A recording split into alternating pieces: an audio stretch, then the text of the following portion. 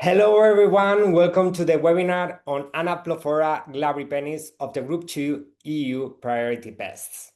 As you might know, since last year, we have provided 3 webinars on the EFSA Plant Pest Survey Methodological Framework and the toolkit, including the repest and the optipest, and 4 webinars of the Group 1 fruit flies Strepsirridae. If you did not attend the previous webinars and you would like to know more about them, the recorded presentations are available on EFSA's YouTube channel and on the EU Academy website. This is the second webinar of a round of 3, and today's presentations will refer especially to the pest Anoplophora glabripennis. Lastly, for the new attendees, as a reminder, since the microphones are mute, the Q&A chat is enabled for you to ask any questions that may come up while the experts are presenting. Before we start, I would like to introduce some housekeeping rules. You are automatically connected to the audio broadcast, one-way audio, listening only mode, so you cannot speak. This event is in English. Questions should be submitted in English via Q&A chat. If some questions remain unanswered, you can resubmit them via email.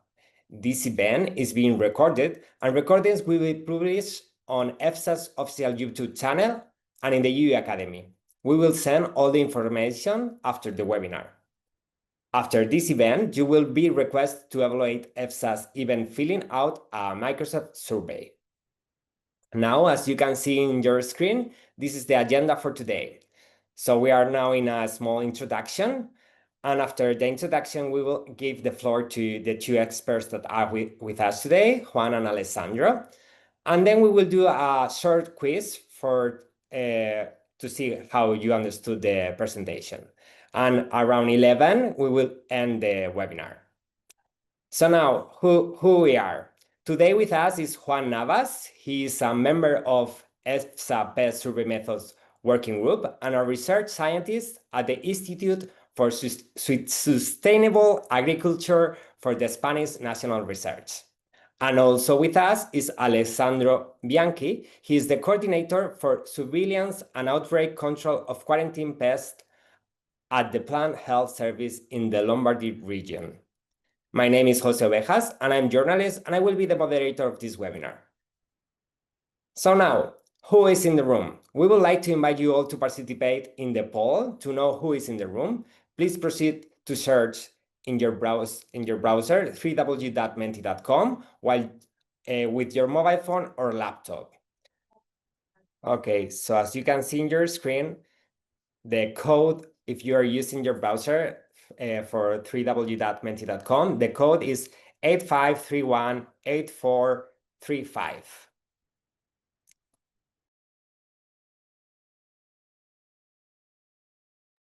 Okay, now is the time to use it. So I see some of you are already answering.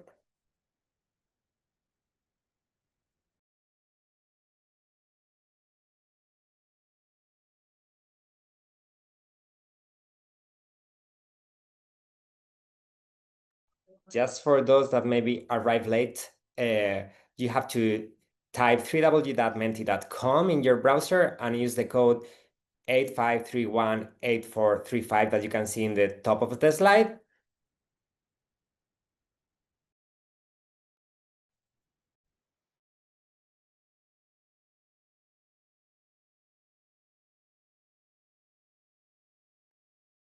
So as we can see, most of you are from the National Plant Protection Organization at central level and regional level.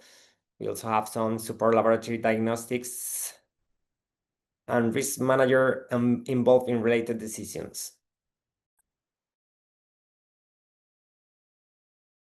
As I said before, it's important for you to know how to use Mentimeter because we will use it at the end of the presentation to see if you understood what our experts are gonna introduce today.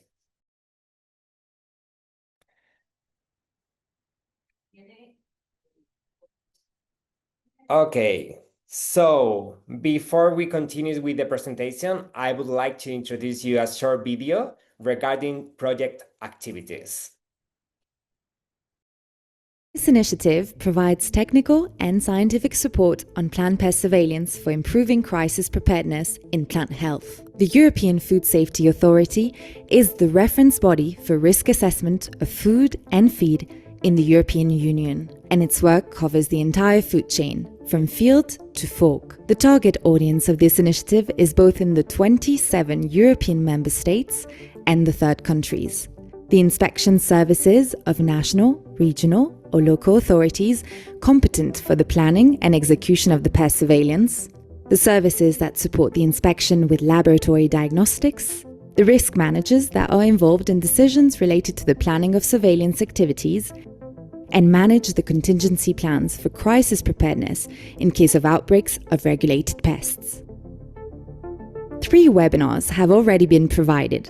Webinar 1 on the Plant Pest Survey Methodological Framework, Webinar 2 on the Pest Survey Toolkit, RIPEST, Webinar 3 on the Multi-Pest Survey Optimization, OptiPest. The recordings are available in the EFSA official YouTube channel and in the EU Academy platform.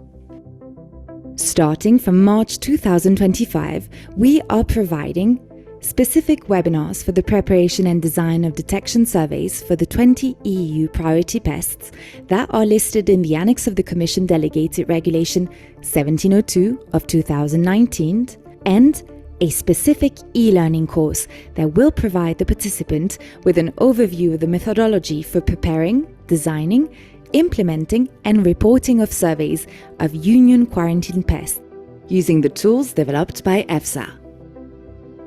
The e-learning course will be available online, and individual modules won't require the user's attention for more than 30 minutes. The course will be interactive and consider a good balance between theory and practical exercises, as well as a final certificate of attendance at the finalization of all modules. After participation, any attendant will be able to prepare, design, execute, and conclude the detection, delimiting, and buffer zone surveys using the methodological framework and tools developed by EFSA.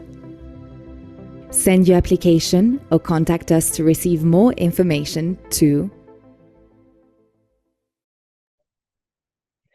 So now is the time to give the floor to our 2 experts. So Alessandro, Juan, the floor is yours. Thank you. Thank you. I share the presentation.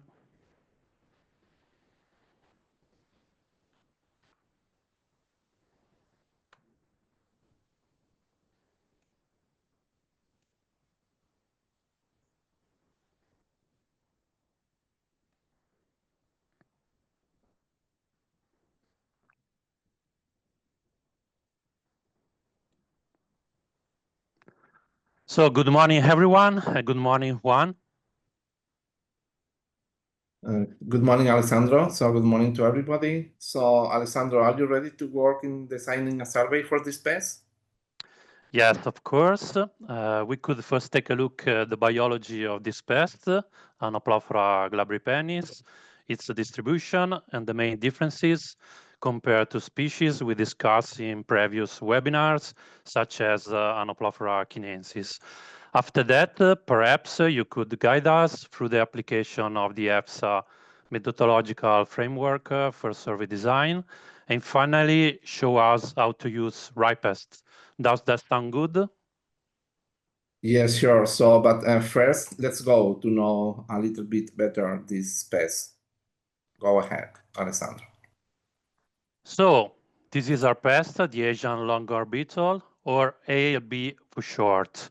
As I mentioned before, it has some very specific traits that make it different from other priority pests in the European Union. Most of the information I'm using to introduce the pest comes directly from EFSA resources. So the pest survey card, which you can also access through the RIPEST app, the story map, the pest report that supports the ranking on European Union candidate priority pests, and of course the datasheet provided by EPO. Speaking about its origins, ALB is native to China and the Korean Peninsula. It was first officially detected in the United States in 1996, and since then it has spread to several states as well as into Canada. In Europe, the pest is considered transient or present under eradication, mainly in France, Germany, Italy, and Switzerland. In some member states, outbreaks have already been successfully eradicated. When it comes to bioclimatic suitability, host availability and climates are generally not limiting factors for the establishment and spread of ALB across the European Union. The only real exception is the most northern member states where the host plants aren't present. As you can see from the map, conditions are broadly suitable in much of Europe. Of course, biotic and abiotic factors can still influence how suitable an area is. For example, outbreaks are most often recorded on trees in urban environments. Now let's take a look at the EU regulatory framework. Anoplophora glabripennis is classified as a union quarantine pest and is also listed as a priority pest.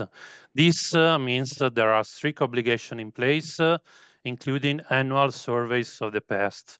According to decision 893, emergency measures had also been adopted to prevent both the introduction and the spread of the pest within the Union.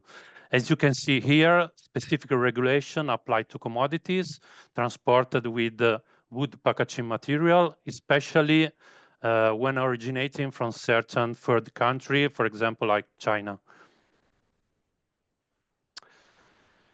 Here now we can see the life cycle of ALB, which ranges from 1 to 3 years, depending on climates and food availability. In summer, adult beetles emerge from infested trees and start feeding on twigs to mature their eggs. After mating, females lay about 20 to 50 eggs under the bark. 2 to 3 weeks later, the larvae hatch and they first feed on the bark and then burrow deeper into the tree and create long tunnels in the hardwood. Depending on conditions, this larval stage may last 1 to 3 years. During the spring of the following years, the larvae pupate in chambers under the bark. After pupation, new adults emerge, starting the cycle again. Now we'll focus on ALB host plants and the main signs of infestation, which are key elements for implementing a survey. ALB is polyphagous pest. In other words, it can attack a wide range of broadleaf trees. In Europe, the most susceptible genera include Acer, Aesculus, Betula, Populus, Salix, and Ulmus. According to Commission implementing decision, surveys might be carried out on all host plants present in the survey area, with special attention to specified plants. Field trials in its native range and surveys in North America and Europe have shown that Acer species are particularly susceptible and very attractive to the beetle. The main signs to look for are the visible ones, so adults feeding damage on twigs, oviposition pits, the frass produced by the larvae, and the circular exit holes made by the adults. These are the key indicators of infestation, as you can see in the pictures. Alessandro, sorry, I have a question for you. Yes. So in view of the information you presented in this slide, do you think that for a delimiting survey, we should focus on Acer as the target host for the survey? Well, for a detection survey, it's recommended to concentrate on maples if they are present in the area, since they are highly attractive. However, for a delimiting survey, all host plants in the area should be inspected with particular focus on the 6 most susceptible genera mentioned above before. Yes, clear. So another point. So how can we make sure that we are correctly identify the ALB pest when similar species could be also present in the environment. Yes, in this slide, we can see the main differences between ALB and Anoplophora chinensis, CLB for short. Morphologically, CLB has a granular detection on the elytra, white hair spots on the pronotum, and sometimes a whitish scutellum, as you can see in the picture. Biologically, ALB tends to infest the upper canopy, whereas CLB usually attacks the lower trunk and the exposed roots, as you can see in the pictures. And in terms of host range, in Europe, CLB is more polyphagous compared to ALB. Thank you, Alessandro. Very clear. So I think these traits are essential for the correct identification of the pest and then for the survey design. Thank you. Yes. Now we can focus on damage caused by Anoplophora glabripennis. On trees, we find the typical round exit goals and extensive larval galleries in the woods. All of this leads to dieback and eventually tree deaths. Economically and socially, the impact is also significant. There are high costs for tree removal, replacement, and the monitoring. Quarantine measure and trade restriction can disrupt businesses, while property values and the amenity of urban areas may decline. And finally, there are also environmental impacts. Loss of canopy reduces carbon storage and increases urban heat, while habitat degradation negatively affects biodiversity. Another important key aspect for design and a survey strategy is the identification of the pathways of introduction. The main entry pathway in the European Union is untreated wood packaging material, especially with imports of stone or tiles from East Asia, where Anoplophora glabripennis is native. Secondary pathways include the import of roundwood and sawnwood coming from countries where the pest is present, either as native or introduced. So, Alessandro, I have a question also. Alessandro, one common option is to use risk factor for that usually are based on the spread distance of the pest, the spread capacity of the pest. So for this pest, how far can spread in 1 year or maximum expansion? What is the maximum expansion rate in 1 year for Anoplophora glabripennis? Do we have information on that? Yeah, well, according to an expert knowledge elicitation carried out by EFSA, the maximum distance that Anoplophora glabripennis is expected to spread in 1 year is about 93 meters. The uncertainty range is quite wide, from around 17 up to 540 meters. But in any case, this shows that natural spread is relatively limited. So Juan, could you briefly introduce the EFSA survey methodology? Yes, please. Next slide. So I will quickly go over a few aspects of the EFSA statistical survey methodology, because have been already introduced in previous webinars. But this is the first step. The first step is to decide which type of survey we want to perform. And we have 3 different main types of pest freedom surveys: detection, delimiting, and buffer zone surveys. All of these 3 survey types share in common a common goal: to provide evidence of pest freedom in the survey area. And the EFSA methodology, including the ripest tool that we will see later, can be applied to all of them, to all 3 survey types. So first, in detection surveys, we ask if the pest is present in the survey area. So are used when the pest, or this type of surveys are used when the pest has not been previously found in the survey area, or it is not known to occur in our area. So the aim of these detection surveys is therefore to provide or to prove pest freedom, while also enabling the early possible detection of invasion and incursion in our territory.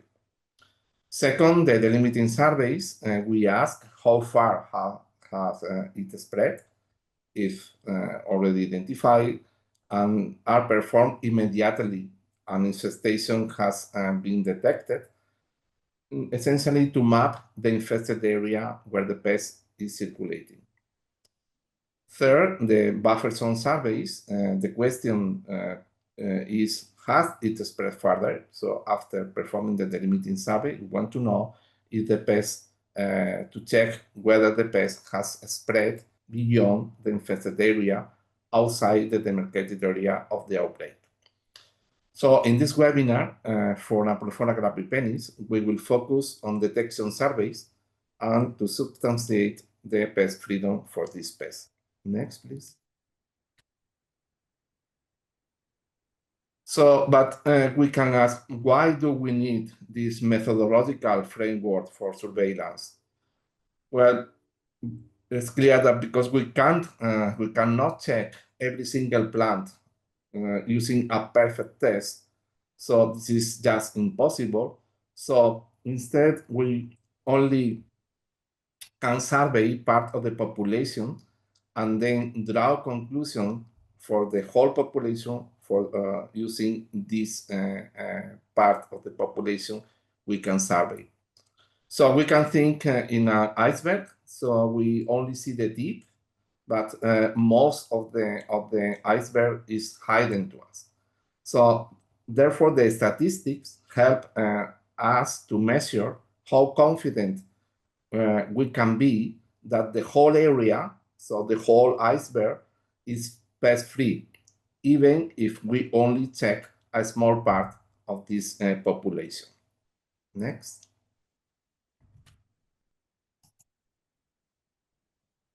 Next. So for this approach, we have to structure our target population that for this, we have 4 different levels.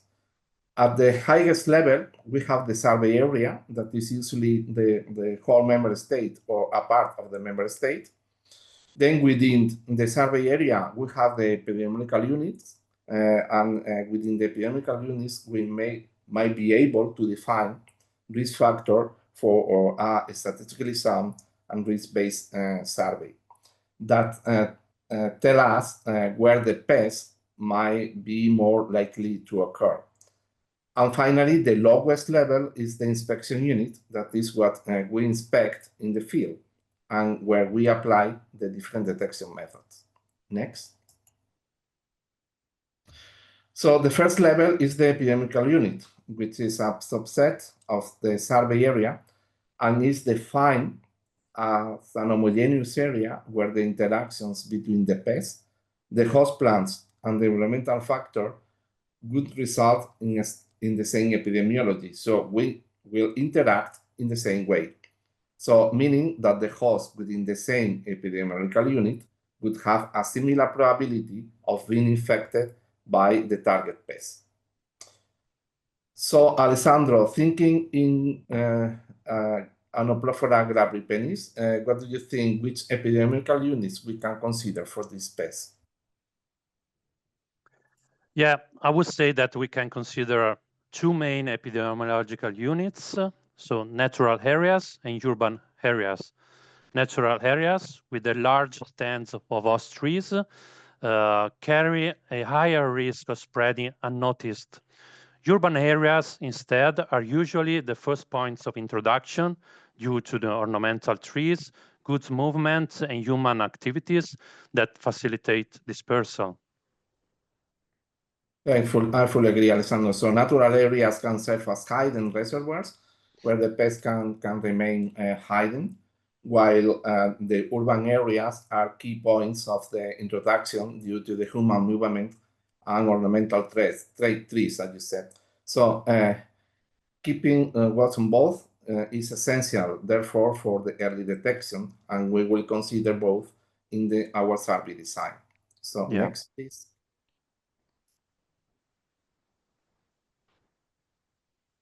So the next level is the inspection unit. That is the elementary unit on which the detection method is applied in the field. So we can have different units depending on the pest, different inspection units.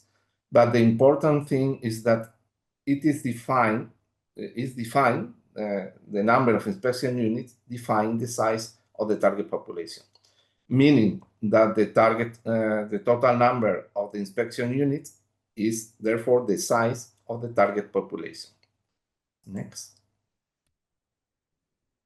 So the inspection unit can be different for different hosts, different pests, sorry.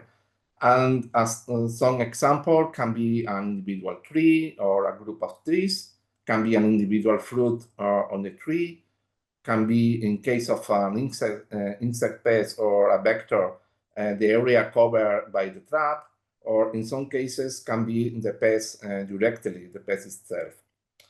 So Alessandro, for Anoplophora glabripennis, what could be our inspection unit in the survey? Well, I think for ALB, the inspection unit is the single host tree, since that's the level where infestation signs can be consistently observed and recorded. Okay, noted. So then we have to go to the method sensitivity. So how to detect the pest. So we need to quantify this method sensitivity that is defined as the probability to correctly identify the pest as be present in the area of it is in the inspection units. Very important is involve a sequence of methods for detecting and identifying the pest from the field to the laboratory. So therefore, it depends on two components: the sampling effectiveness related to the field and the diagnostic sensitivity related to the laboratory. Formally, the sampling effectiveness is the probability to capture the pest during an inspection, and if the pest is present in this inspection unit. But diagnostic sensitivity is the probability to detect the pest in the sample, given that the laboratory sample is truly positive. So, and therefore, the method sensitivity is the multiplication on these two values and is then defined as the probability to correctly capture and identify the pest in the inspection unit when it is present. So, Alessandro, which are the detection and diagnostic methods that we can use for this pest? Yes, yeah, we can see a scheme by EPO. So field detection mainly relies on visual inspection of host trees. Monitoring should be carried out with binoculars, and in cases of uncertain signs, tree climbers or aerial platforms may be required. According to EFSA elicitation, agreed with expert, trapping with lures has low efficacy, and sniffer dogs are not considered cost-effective, being suitable only in outbreak areas and at entry points in pest-free area. For diagnosis, morphological identification of adults and larvae is the standard method, complemented by molecular analysis, which provides a reliable confirmation, especially for frass and when specimens are immature or damaged. Thanks, Alessandro. Yeah, it's very clear. So visual inspection remains the most practical approach, while molecular tools can provide also reliable confirmation if in those challenging cases. So therefore, combining visual field inspection with morphological identification and molecular method, so clearly strengthen the detection and diagnosis for this pest. So Yes. next, please. So now we move to an important component, and that is the risk factors, because we are dealing with a statistically sound risk-based surveys. So a risk factor is defined as any factor, either biotic or abiotic, that increase the probability of the pest being present in a given area. So accounting for risk allow us in general to reduce the total sample size needed to achieve the desired confidence level and design prevalence. But that is the same level of pest freedom. So we, using risk factor, we can reduce the sample size, but maintaining the pest freedom level in this survey. Next. So, but in order to know where these areas of higher risk are located in our survey area, we should first know what are the risk activities that increases the chances of pests occurring. So what are those activities that increase the risk to be to detect the pest in those areas, and then identify the risk locations where the risk activities occur, and finally the risk areas, that are the areas around the risk location where the pest may be found, and usually calculated taking into account the pest capacity of the pest that were presented in the previous slides. So please, next. So, but in order to use a risk factor, we need to know the different levels associated with the risk factor. Can be, for instance, high risk, medium risk, and always a baseline. But also the proportion of the target population to which the risk level apply. And also important, the relative risk of each risk level compared to the baseline of risk. So, Alessandro, which factor do you think we can use as risk factor for Anoplophora glabripennis? Yes, as mentioned before, the main risk factors are clearly linked to introduction pathways. So the higher risk comes from the wood packaging material, especially at import, storage, and trade sites, as well as the surrounding natural and urban areas. A secondary but lower risk is related to the imports of host plants for planting, also bonsai, making nurseries, garden centers, and nearby green areas relevant. Okay, clear. So now we know the meaning of the different levels to structure our target population, but it's a statistically sound design. So we need to assign values for each of the different parameters to apply this statistical framework. So this table summarizes the inputs that we need to run the RIPEST tool. Next, please. So first, we have to deal with the target population. So in this slide shows the estimated target population size for Anoplophora glabripennis in our survey. Our survey area, as in previous webinars, is an invented country that is called Surveyland, that has 78 million hectares and it's in the middle of nowhere. So we define the inspection unit, as already discussed, as an individual tree, and calculated that in this area we could have about 1.6 million non-conifer host trees in this surveyland. But how we get this value? So we used land cover data from Germany, where we know that around 33% are forests, and 15% settlement or traffic areas. So we know that the tree density value is about 100 trees per hectare in forests and natural areas, and 53 per hectare in urban areas. So we know the relative percentage of each EPI unit that we will use, the natural areas and the urban areas, and the tree density in both forests or natural areas and urban areas.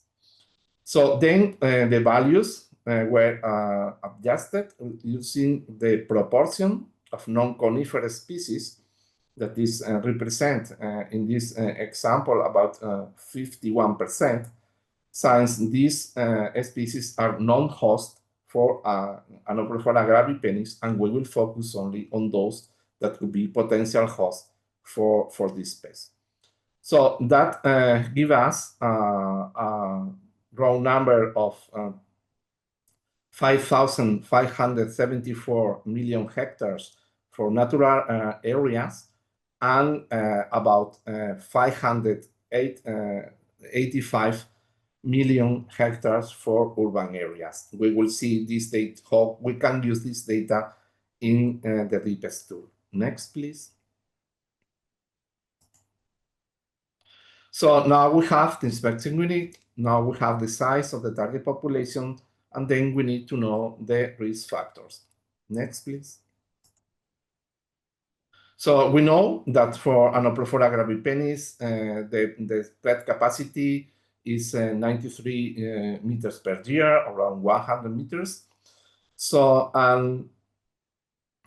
we can, according to information from the expert knowledge elicitation performed in EFSA for this pest, we can establish 3 different risk levels based on this distance that the pest can travel from entry points that has already Alessandro explained, where import and trade of good packaging material, or where the import and trade of these good packaging materials occurs. So we have these 3 risk levels from this, according to the distance from entry points. We have risk level 3, that is the highest risk, high level risk, that covers the first 100 meters from the entry point with a relative risk of 7.9, sorry, that this high risk area represents about 0.013% of the host population. Then we have the risk level 2 that represents the medium risk, that covers from the band from 100 to 500 meters with a relative risk of 5, and represents 0.314% of the total population. And then beyond the 500 meters band is the risk level 1, the baseline, and represent around 99.7% of the population, the rest of the population that is not included in the other 2 risk levels. Next, please. So we now know the risk factors and the levels, and we have to go for the sampling effectiveness, diagnostic sensitivity, that is the method sensitivity. So I need also now here your help, Alessandro. What do you think could be the values for these 2 parameters for our pest? Yes, as mentioned before, we use the single host tree as inspection units. The estimate sampling effectiveness is 55.3% based on the EFSA expert elicitation. This relatively moderate value reflects the fact that infestations are often hidden in the canopy of the plant or in the upper parts of the tree, making them difficult to detect from the ground, or not yet producing visible external signs of the pest. The diagnostic sensitivities when using morphological identification together with the molecular analysis is about 90%, ensuring a high level of reliability in confirming suspect samples. These values are then used to calculate the overall survey sensitivity. Thank you. So now we have almost all the information in our table. So most of the survey parameters are already included in our table, but then we need two new parameters: the design prevalence and the confidence level. Next, please. So the design prevalence is a risk manager decision. So it's defined in the ISPN 31 as the level of detection is the maximum prevalence of the pest that can go undetected in an area. So as was discussed before, we can never survey the entire population. We cannot say with 100% certainty that the pest is not present. So the only thing we can say is the maximum prevalence that the pest could reach, but still remain undetected. In general, the lower the design prevalence, the more inspection units we need to reach the desired level of confidence. In the graph in the slide, you can see in the x-axis the sample size, the sampling effort, therefore the number of inspection units we have to inspect, and in the y-axis show the confidence level achieved in the survey. For example, with 200 inspection units, the confidence level is about 50% for a design prevalence of 0.5, but increase to 75% when also design prevalence is 1%, and it is close to 100% for a design prevalence of 5%. But one practical way to think about what could be our design prevalence is to ask ourselves what is the maximum pest prevalence that could still allow eradication.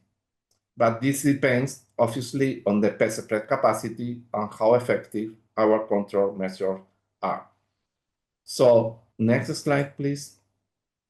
As we don't have specific information for this pest about design prevalence and confidence level, we will use in our example in this webinar a commonly used design prevalence of 1% and a confidence level of 95%.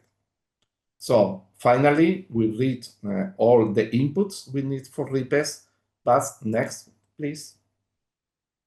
This summarizes the structure of our target population. We have in level 1 the survey area, the survey land. Then we have the EP units, epidemiological units, that can be defined as NAT areas or land use categories. In our case, in this example, we will use land use categories, urban areas, and natural areas. In level 3, as discussed, we will use as risk areas the import, storage, and trading of good packaging material. And as you already know, the inspection unit level 4 is a single plant. So let's go to repest to have different simulations. So please, I will share my screen now.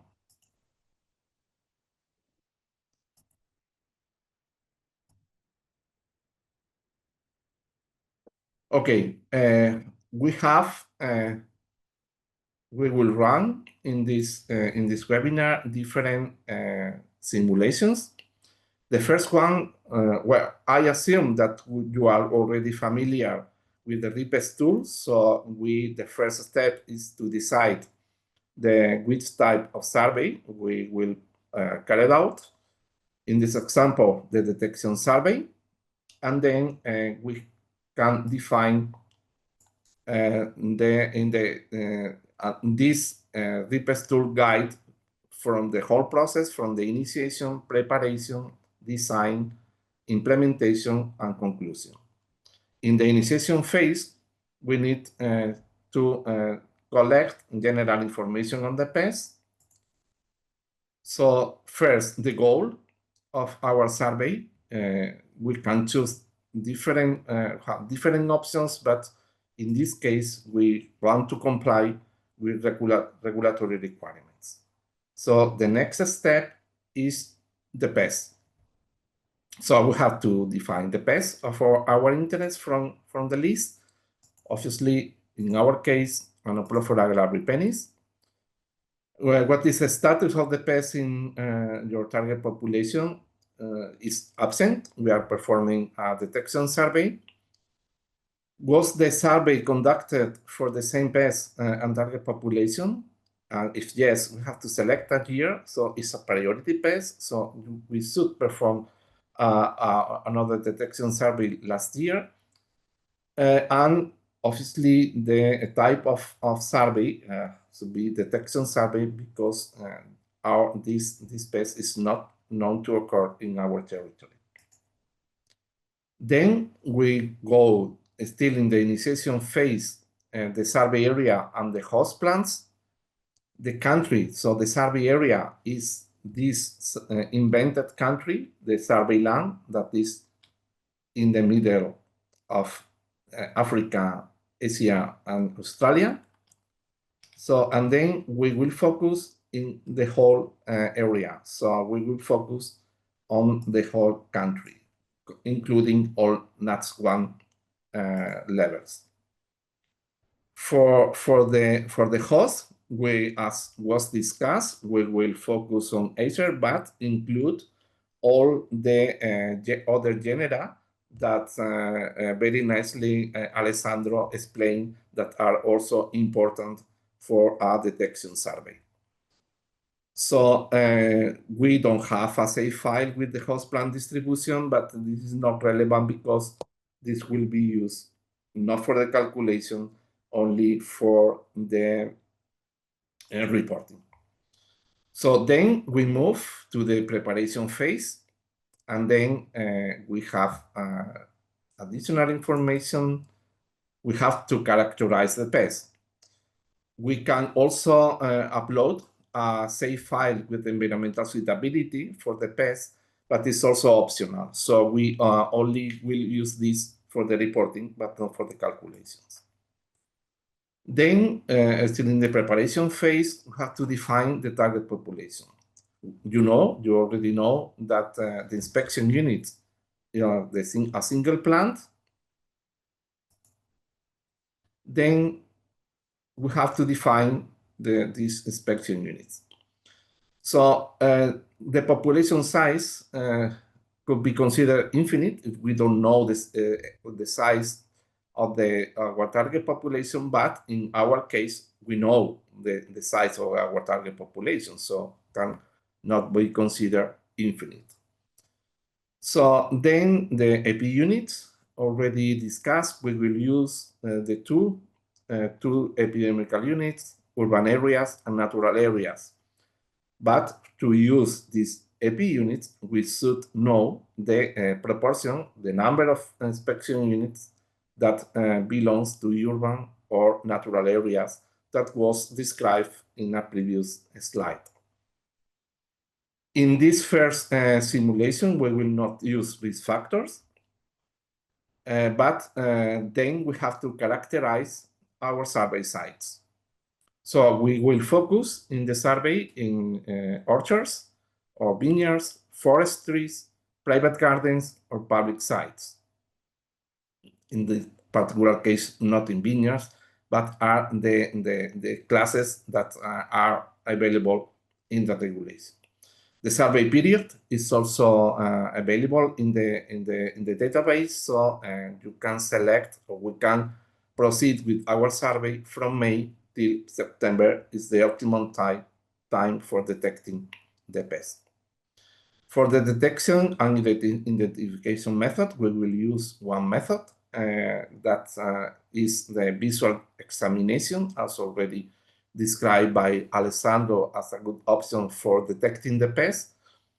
And we will use signs of the pest in the potentially affected trees. And we will look for signs in the trunk, the main branches, exit holes on those areas of the trees, oviposition pits, frass, etc. So different signs that can help us to detect the pest in the field. For the lab analysis, we will collect the branches of the tree. The trunk can, in some cases, can be also relevant, and the pest itself if it's present in the territory. And as already explained by Alessandro, the sampling effectiveness is estimated in 55.3%. Then this is optional. We can describe the different procedures we are going to use in the laboratory to analyze the pest. And for laboratory detection method, already explained, we will use morphological method. At level 2, the microscopic examination of the individuals and by light microscopy. And is defined for this pest that the diagnostic sensitivity for the full laboratory procedure is 90%. So then we can continue, and then we are in the design phase. So as discussed, we will use the standard values for the confidence level, 95%, and 1% for the design prevalence. And then this is the more interesting part. We simulate, and then we get the theoretical sample size. So in both cases, for both EP units, we have to sample around 300 trees, achieving a confidence level for each of the two EP units of about 78%. But if we continue, the overall confidence level is 95%, although at EP units is this 78. Then we can continue, and then we have the option to allocate the samples. Not in this case. We will see later an example in which we will reallocate the samples, and then we move to the implementation phase. So we have also the option to include the geographic coordinate of the inspection unit we selected for the sampling, but we will not do in this case, and then we can finish the survey. So for the conclusion, we should indicate if the pest was found during the survey. No, fortunately, we could not detect Anoplophora glabripennis in this survey. And after taking all the samples we should, all were negative, no undetermined samples. Therefore, we can recalculate, but we'll achieve this 78% for each EP unit confidence level, but as I mentioned, a global 95% for the survey with this design prevalence.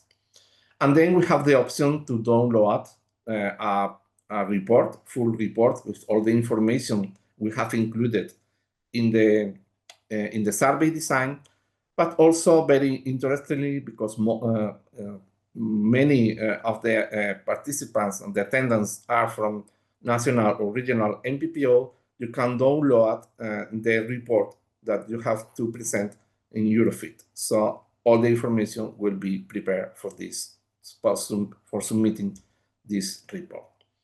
Yeah, but this is a simple case. So no risk factors, but we will complicate a bit, and then we will consider risk factors as we are dealing with statistically sound and risk-based surveys. So then, as was discussed, so all the previous information is exactly the same as in the previous case, but in this case, we will use risk factor. And the risk factor will depend on the spread capacity.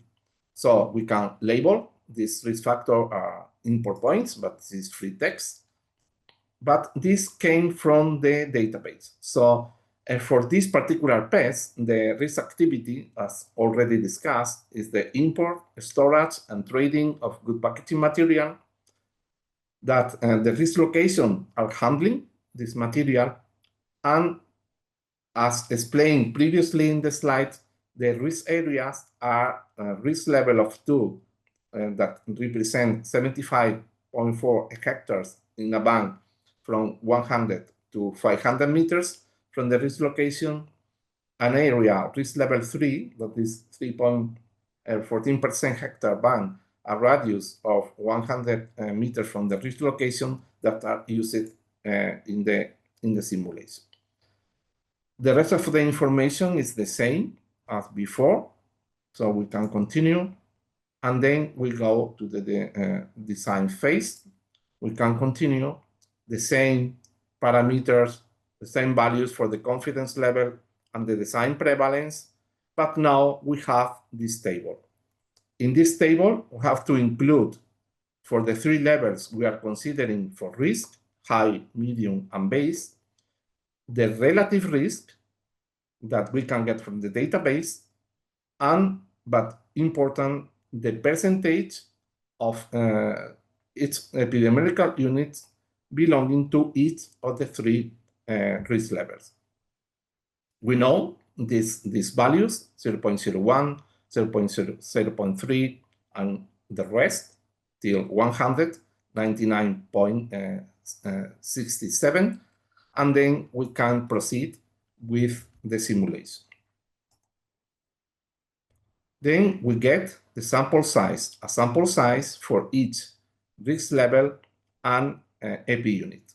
That is, as we are dealing with a very high population size, we have the same values for both cases, 13, 21, and 102 for the high, medium, and baseline risk level, respectively, and achieving a theoretical confidence level of about 40% in all cases.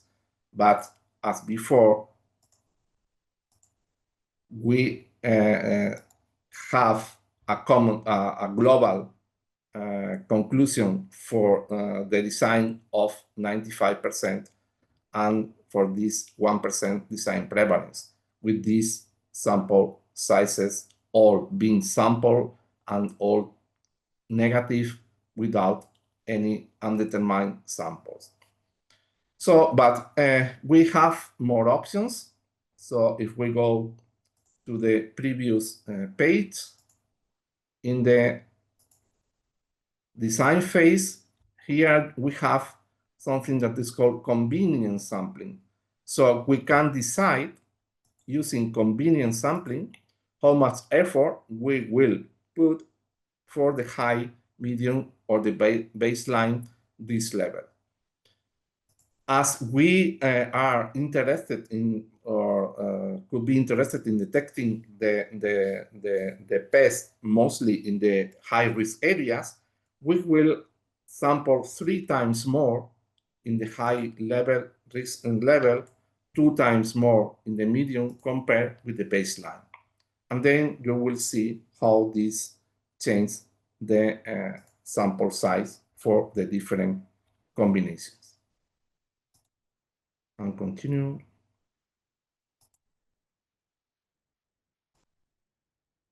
And then we have this, so I have to refresh.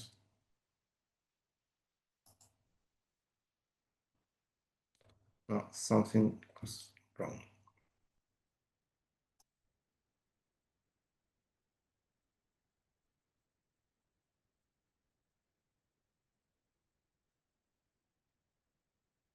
Okay, here we have the, okay, this is, I think, a mistake in repaste. So, but here we have the new sample size according to this reallocate to the convenience sampling and modifying the effort for each of the 3 risk levels.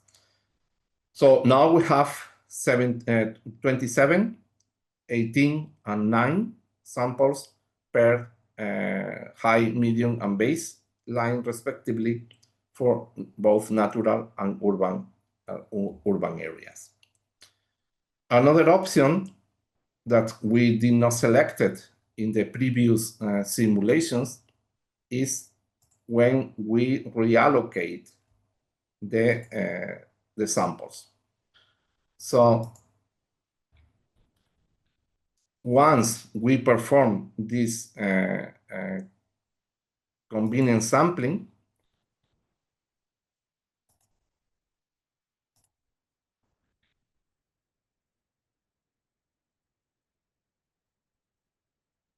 we have the option to allocate the samples. So we have the allocation of the samples according to the risk level and the proportion of the population that are included in this risk level, but also we have the option to allocate the samples proportional to the host population in the AP units. Then we have reallocate or updated the sample size after considering the two AP units and the percentage of the total target population that are represented in each AP units, but also in the three different risk levels. Then we have these new sample sizes, 51, 34, 17 for the high, medium, and baseline for the natural areas, and much less for 4, 3, and 2 for the high, medium, and baseline for the urban areas. Remember that we are using convenient sampling, in which we put 3 times more effort on high risk, 2 times more effort in medium risk compared to the baseline. And then we can finish the survey, we can get, again, also, although we are modifying the sample size, we maintain the same overall confidence level. Now, if we go to a summary table,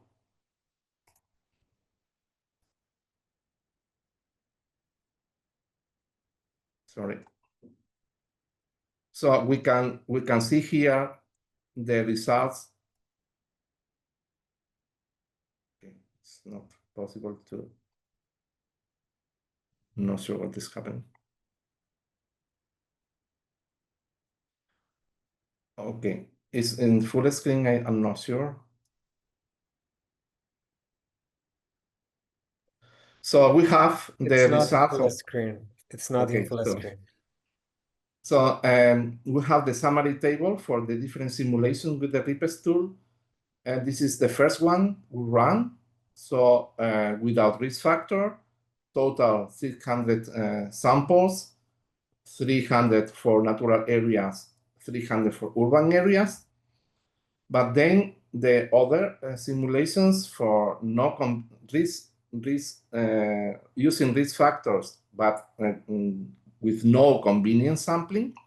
So we have this total of 272 a sample size that represent 55% less samples compared with the design without risk factors.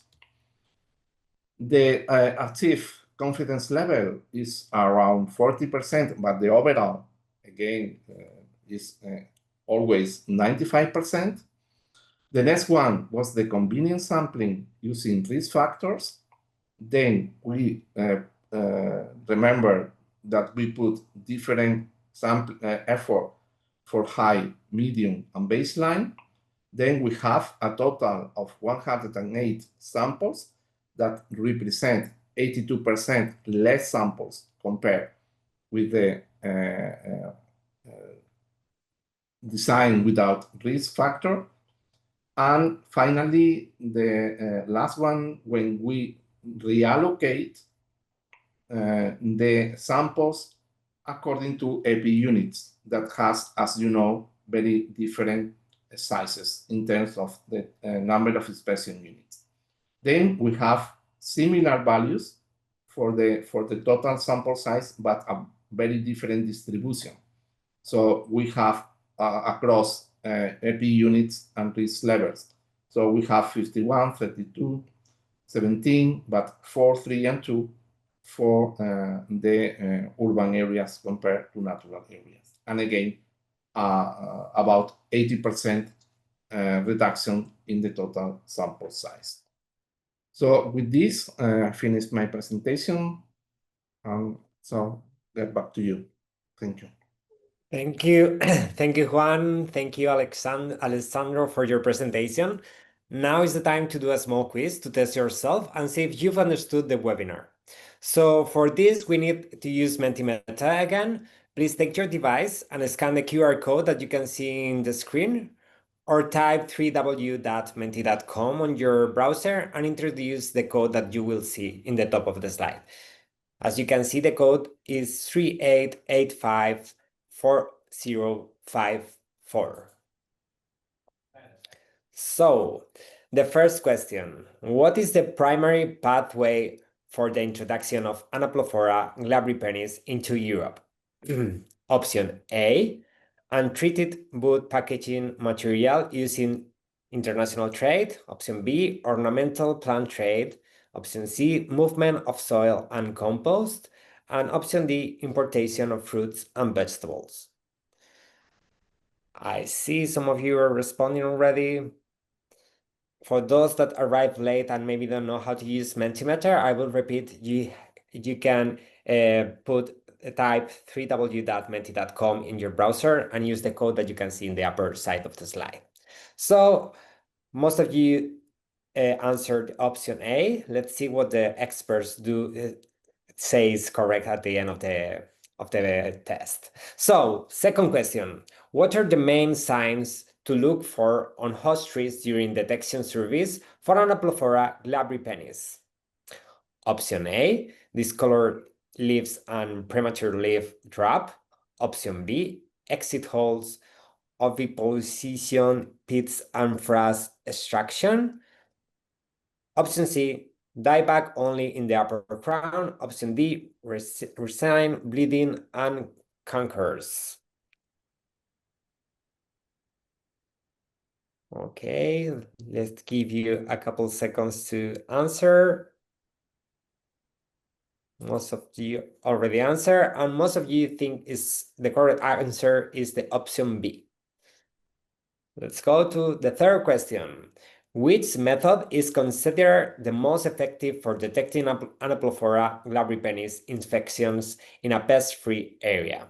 Option A, visual inspections. Option B, trapping. Option C, use of sniffer dogs. Option D, acoustic detection of larval feeding inside wood.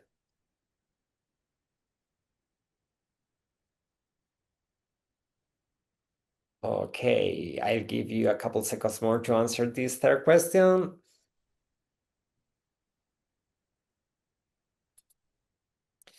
Okay, again, almost all of you think option A is the correct answer.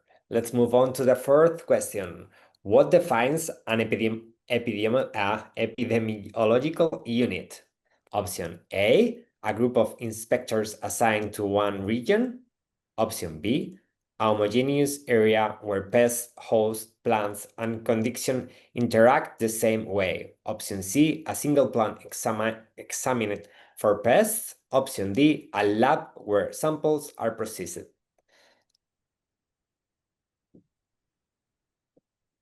Okay, you're fast answering.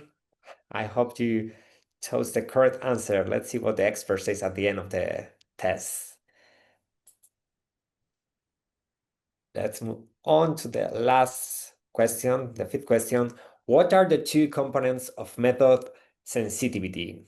Option A, diagnostic specificity and host density. Option B, pest biology and climate. Option C, sampling effectiveness and diagnostic sensitivity. Option D, survey area and prevalence.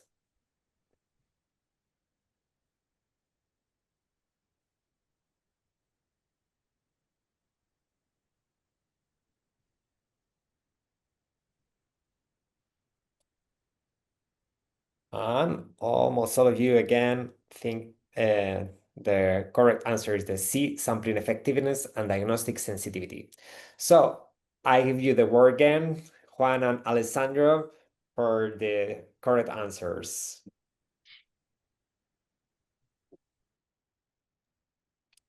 Juan and Alessandro, you can give us the correct answers and explain the test.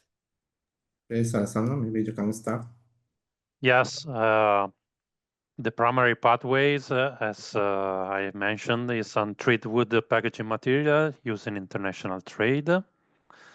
The main signs to look for is the option B, exit holes, oviposition pits, and frost excursion. And which method is the most effective?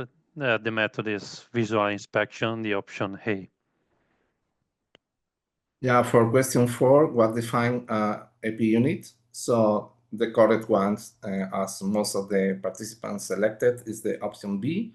That is an homogeneous area where the pest, the host plants, and the conditions interact in the same way. So remember, in our example for Anoplophora glabripennis, we consider 2 EP units, the urban areas and the natural areas, in which the interaction among the host plant, the climate conditions, and the pest is the same, or we assume that are the same.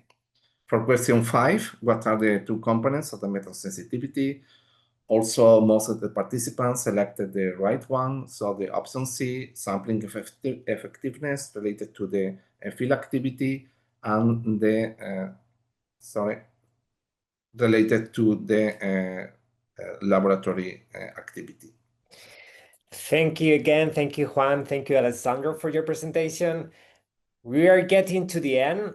I want to thank you all for attending today. In case we did not manage to answer all your questions, you will find them published on the EU Academy. Please note that similar questions will be grouped where possible, and we will send specific information. The recording of today's event will be able on EFSA's official YouTube channel and in the EU Academy with subtitles in 4 different languages: English, Spanish, French, and Arabic. Next webinars of the Group 2 will be on Anaeromia bungi, and it will take place the 27th of October. And then we will have 2 more seminars of Group 5. Dates will be confirmed through the newsletters, and they will be Agrillus planipennis in November and Agrillus ansius in December. Before we leave, please take a few minutes to scan the QR code on the right side of the slide and fill in the evaluation survey. If you are unable to scan the QR code after the event, you will receive a link to access the Microsoft survey form. Your feedback is essential for us to improve our events. Thank you, everyone, for attending this webinar, and thank you once again, Juan and Alessandro, for the presentation. We have now reached the end of the session. I hope you have all learned about this pest and are now well informed about it. This is the second webinar of a round of 3, and as I mentioned in the previous slide, the next webinar is scheduled for October 27th. I hope you all can attend. Have a great rest of the day. Thank you. Bye. Thank you. Bye-bye.